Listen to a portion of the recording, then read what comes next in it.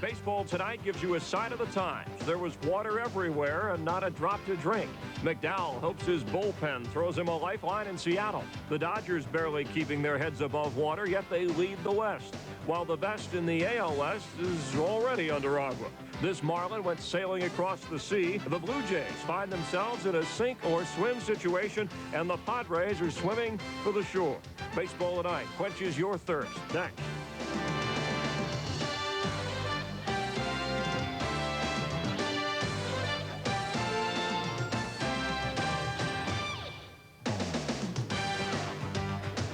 Welcome to the show, along with Dave Campbell. I'm Chris Myers. That's not really all that important right now. What is important, though, is that you waited up and you'll see all the highlights. In fact, Dave will be talking about two of the strongest hitting hands in all of baseball. First, it was Babe Ruth. Roger Maris could be next. It appears that only a strike could stop Ken Griffey Jr. He came into tonight's game against the White Sox with 32 home runs and is in line for a 70-homer season, also closing in on Reggie Jackson's record for most home runs hit before the All-Star break, that number being 37. White Sox and Mariners in the Kingdome.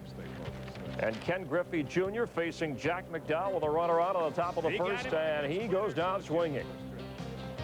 Then in the fourth, Griffey sends one deep the other way. Tim Raines back. Griff 0 for 2. The other matchup in this game, Randy Johnson facing Frank Thomas, who has 28 home runs. The outside fastball for the strikeout. Then in the fourth, looking on the inside fastball. Johnson wasn't perfect, though. Fifth inning, Karkovice, a 3-2 pitch over the wall in left center for a solo home run to give the White Sox a 2-0 advantage.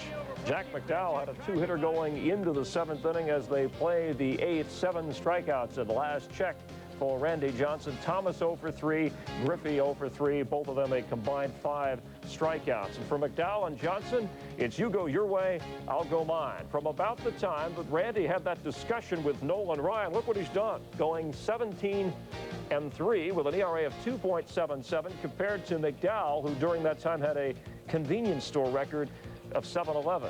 On to the Rangers and Angels in Anaheim. Top of the sixth, Mike Butcher and Rusty Greer. He lay there for a while, had to leave the game. Precautionary x-rays taken as he was taken to the hospital. 3 batters later, Rodriguez just out of the reach, and Odom McDowell, who was pinch running, scores to make it 6-5. Then 2 out and the runner at second. Tim Salmon the single. Juan Gonzalez throwing. Spike Owen hit it home. Watch Rodriguez at the plate, the way he blocks it, gets the ball and makes the tag for the out. Texas still with that 6-5 lead. On to the seventh, 2 out. Dean Palmer, a deep drive towards left center. His 9th home run of the year, a solo shot. Will Clark had homered earlier. And the Rangers with a 7-5 advantage as they are going to the 8th inning. Matt Whiteside is ready to come in for Texas. Dean Palmer has a couple of hits in the game. Tim Salmon also 2 for 3. We'll keep you posted on this throughout the program. And Dave, last year's Cy Young Award winner has a losing record this year in McDowell, although pitching well tonight. But must be gearing up when you face a guy like Randy Johnson. A great matchup of 2 pitchers and some great hitters in this game. Well, you know, the way Randy Johnson, you talked about this 17-3 over his last 25 starts. Most pitchers, I mean, would be human and say, hey, I just want to try to keep my team in this game. But Jack McDowell's the type of guy who takes it as a personal challenge. He loves to face the absolute best, and McDowell is starting to get back on his game after an absolutely lousy start. But it isn't very often, Chris, you get to see 2 of the best pitchers in the game facing the 2 most feared hitters in the league in one given night, and it happened tonight. Frank Thomas in the first inning. Randy Johnson knows from Nolan Ryan, who struck out Frank Thomas 14 out of 15 career at-bats. We're not throwing anything soft to the big hurt. We are pounding him with heat, and more heat. That's 2 balls, 2 strikes, first time up, and more gas. He struck him out the second time up on a fastball as well. And for Junior, McDowell's best pitch is a splitter. First pitch to Junior, splitter out in front. Then what? Fastball. Now make him think I'm going to come in again, but then you speed up the bat. We talked about that in the earlier show. Curveball, pulled foul. He's thinking fastball in, he gets another splitter, and Jack McDowell goes with his best pitch, strikes out the game's hottest hitter in Ken Griffey Jr. But two of the absolute best, and right now the pitching is prevailing tonight in that ball game. And McDowell, a free agent after this season, and has let it be known he plans on being out of Chicago, Dave. Mike Piazza back in the lineup for the Dodgers tonight after he left the previous night with a bruised heel. Last year's Rookie of the Year, a serious MVP candidate for this year. But Jeff Bagwell put his own spin on that in the first game of the L.A.-Houston series, following up his 3-homer game tonight. He was looking in and playing defense on Henry Rodriguez. Pedro Estacio starting for the Dodgers and talking a little trash here to Craig Biggio. In the third inning, a 1-0 Dodger lead, and Biggio trashes this pitch. His third homer, a solo shot to tie the game at 1. Next batter, Jeff Bagwell. It's up there. It's out there. But Brett Butler is back there for the out. Bagwell went 1 for 4 with 2 deep flyouts. In the 7th, this was a big fly. Mike Piazza, a 2-run bomb. His 16th homer. Dodgers with a 4-2 advantage. Piazza had a couple of hits. Estacio struck out 8 working into the night. Somebody in the Dodger bullpen actually got a save. We kid because we care. Piazza now 67 runs batted in. Giants and the Rockies at Mile High. Salvador Torres back in the rotation for San Francisco. After hitting Galarraga, he hits Charlie Hayes. Said he didn't mean to throw at either one of them. And Don Baylor, who's been hit a lot over his career, makes sure nothing gets out of control. Tie game in the 7th, 2-all. Howard Johnson pinch hitting. He had been complaining about playing time and opportunity, and delivers here. 6th home run of the year.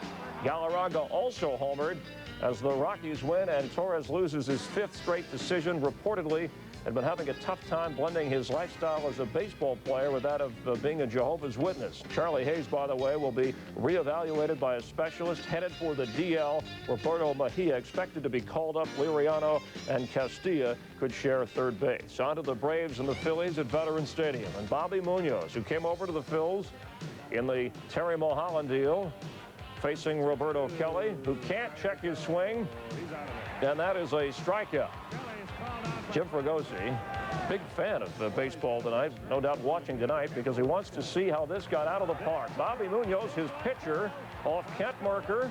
First career homer for Munoz. Last Sunday, he had 3 hits and drove in a couple, and Leo Mazzoni, he hates when that happens. Then at the bottom of the 6th, Mickey Morandini up with 2 on, grounds the ball to right. David Justice doesn't come up with it cleanly. Tom Marsh, who was called up when Dykstra went on the DL, scores. Kevin Stocker is in, and then Morandini keeps on hustling. A single and a 3-base error.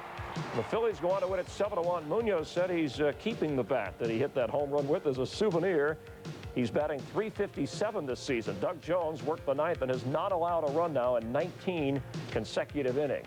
Dave, a moment ago, we saw the power of Piazza and Bagwell, the 3-homer game the previous night for Jeff. And when you look at their swings, from your point of view, where does most of their strength, where's it generated from? Well, it really comes from their hands. It's kind of unusual from the standpoint. Both of these guys are a little bit later bloomers than Ken Griffey Jr. I mean, you know, Griffey, you know, last year hit 45 at age 23. Piazza was just breaking in at age 25.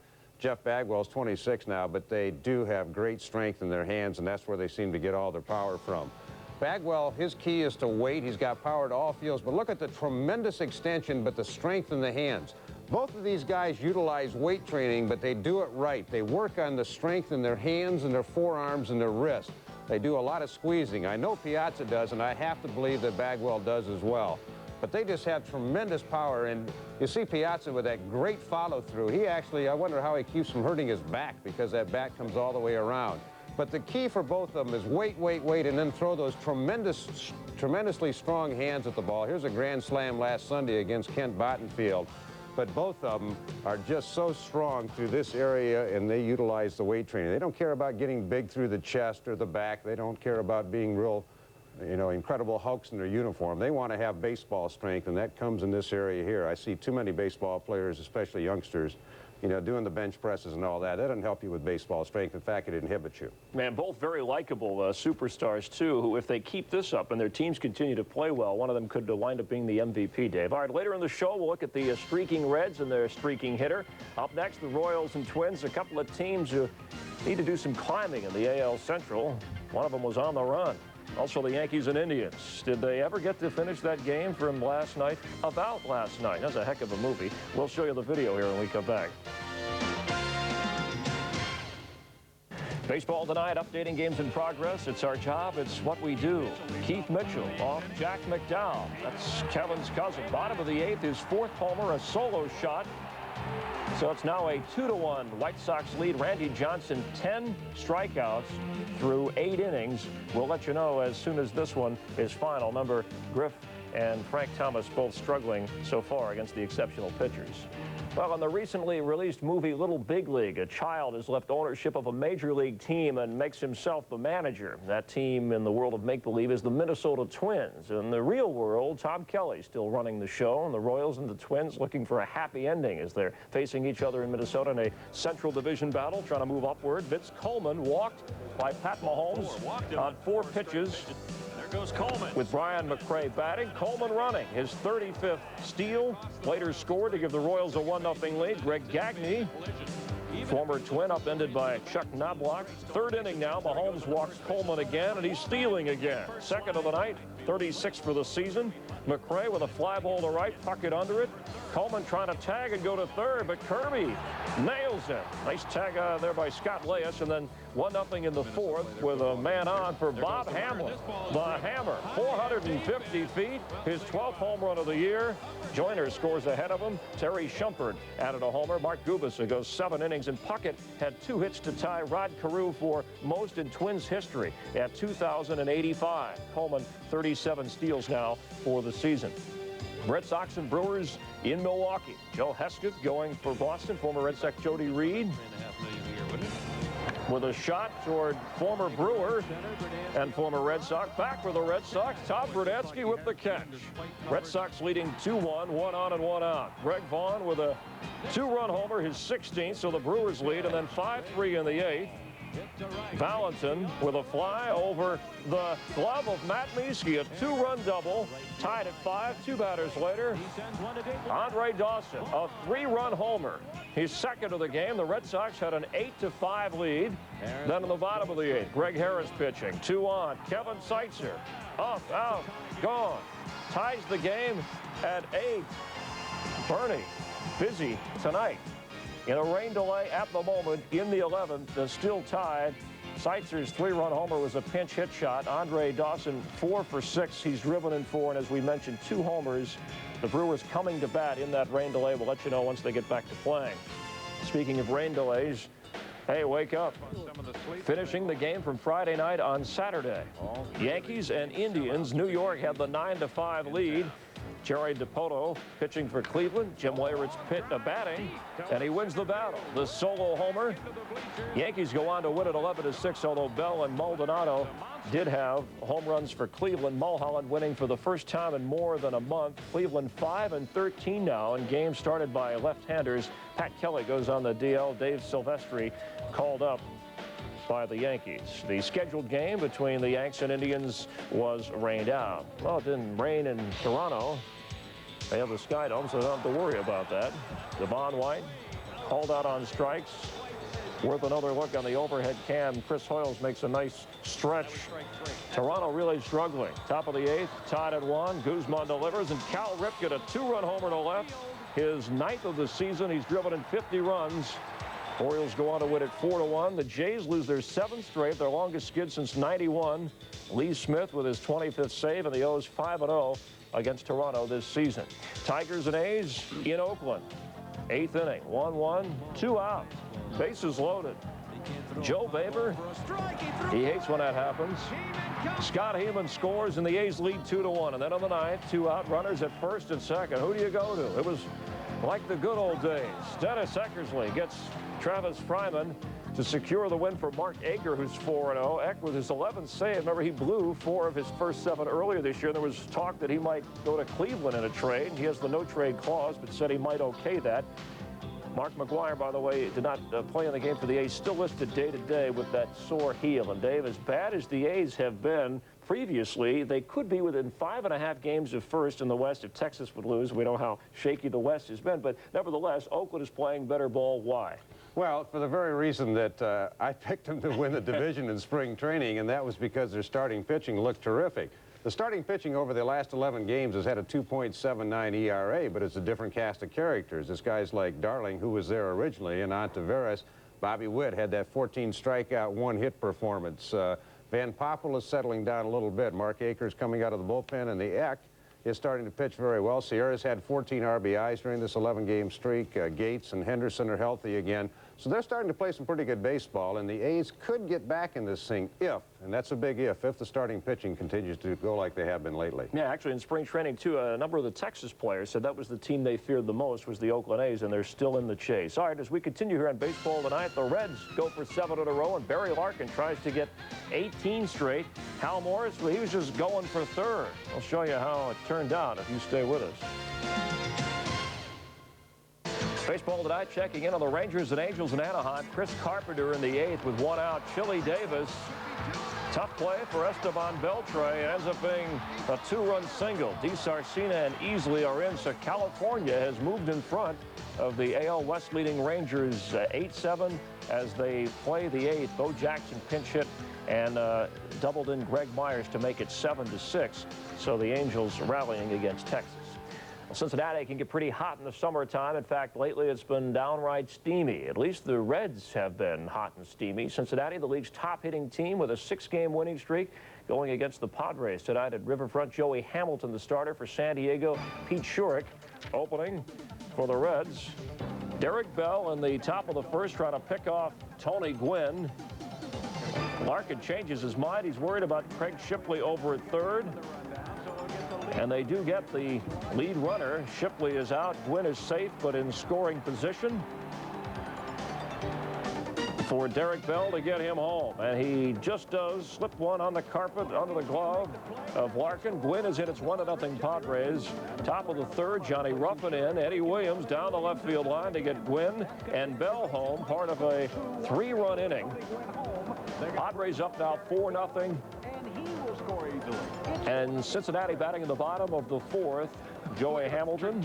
They're among the biggest too. Biff Roberts, a one-time Red with a nice play to force Hal Morris. Then bottom of the 9th, Hamilton going for the complete game shutout. Tony Fernandez, a one-time Padre. And the Padres win it 6-0 for Hamilton. First shutout and complete game of his career. 4-2 now. His ERA at 1.78. Ricky Gutierrez had 3 hits. Barry Larkin did extend his hitting streak to 18 games. Pirates and Mets at Shea. Zane Smith trying to get his 4th win in his last 5 starts. Brett Saberhagen off of him. Watch Carlos Garcia. Get it? Got it? Good. Then Orlando Merced ripping one at Jeff Kent, who stretches and gets him at first. Merced had another shot in the 3rd, a 3-run homer, his 4th of the season. Pirates go on to win their 5th straight. Alejandro Pena on his birthday with a 6th save and 7 chances. Saberhagen making his first start since he complained that he was being treated like a 5th starter. He struck out 7. Marlins and the Expos in Montreal. Charlie Huff knuckling. Stands in. Watch Chuck Carr. He can flat out play defense. Robbing Marquise Grissom of the hit. 2nd inning. Huff pitching to Lansing, and that one got away. Will Cordero is in. Montreal leads 1-0. They made it 3-0 in the 2nd. Moises Alou, get out of here. Home run number 14 in the Expos, up 5-0. Marlins battle back to get within 2. Chuck Carr with a runner at 2nd, flies out to Lou Frazier, who alertly nails Kurt Abbott to double him up. Frazier drove in 3. The Expos knock off the Marlins. 5 Montreal players were not even born when Charlie Huff made his major league debut in 1970. And Dave, the Padres had the same record, or just about, as they had a year ago on the anniversary of the Sheffield trade. And with young pitchers like Ashby and Hamilton joining Andy Bennis, there's a good core here, at least a promising core for a team that hopefully can turn it around. You know, there really is. There was so much talk about the fire sale last year, but Randy Smith, the general manager of the Padres, kept maintaining, look, we got some young players. We didn't just sell these guys for cash, maybe like the Red Sox did with Babe Ruth and Connie Mack did in the old days, or Charlie Finley tried to do, but they felt like they got some quality pitchers back, and it's really starting to tell. I mean, tonight, Joey Hamilton, the youngster, their #1 draft choice a couple of years ago, he extended his record to 4-2, 1.78. This was his only strikeout, but a good riding fastball, stays ahead in the count, gets the final out on a bouncer by Tony Fernandez to Gutierrez. But he's come up, and all along, Randy Smith said, when this guy comes, he's going to be very, very special. But Ashby's had a 2.01 ERA since the middle of June. Bennis 3-0. Trevor Hoffman, the guy they got in the Sheffield trade, one of the guys, 15 out of 17 saves. Donnie Elliott, a guy they got in the McGriff deal, kind of maybe a throw-in, 1.64 in relief. So let me tell you something, folks. The Padre pitching staff is slowly molding into one of those that might be compared within the next year or two to Atlanta and maybe Montreal, what I consider the 2 best pitching staffs in the National League right now. They got some terrific arms over there. Really? You think they could be that good? All right, Dave, we not only update baseball, but boxing as well. Vinny Pazienza wins a 12-round unanimous decision over Roberto Duran to win the IBC Super Middleweight Championship tonight. More on SportsCenter that comes your way at 2:40 Eastern Time. When we continue here on Baseball Tonight, we'll update the games. The White Sox and the Mariners, the Rangers and the Angels. Also show you a 25-year-old rookie in Chicago who had Cub fans on their feet. Baseball Tonight, checking in on the Cardinals and Cubs at Wrigley. And Kevin Foster, his 6th career start. Pitch for the Cubs. Gets Gerald Perry to bounce into the 4-6-3 double play. Had a no-hitter going until the 7th inning. Steve Buechele helps him out with his 9th home run of the year. And the Cubs go on to win it 3-1. Foster crediting his changeup with making him better. Tom Trebelhorn was booed when he removed Foster from the game, but Randy Myers eventually saved it, his 15th of the season. Time to check the home run list. Listen closely and scream along at home.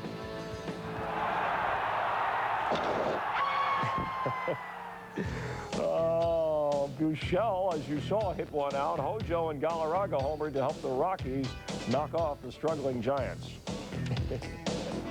Seemed like a streak.